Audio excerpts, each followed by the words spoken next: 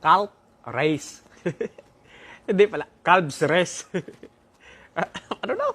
Hindi, ako lang yung calves. Ayan, calf race yan. Yan yung isa sa mga madalas kong ginagawang workout para sa calves. Calves. Ano daw yun? Ang gulo. Hayaan nyo mo na yung pronunciation.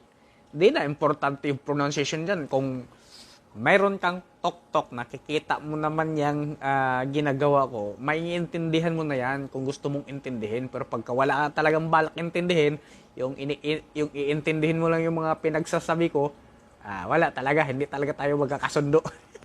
May biglang ganun, no? Ganun naman talaga eh. Ang iba kasi, parang hindi na gamitin yung, ano ba to, sentido común. Basta lang makapang muna, makapanglait o kung ano-ano pa man.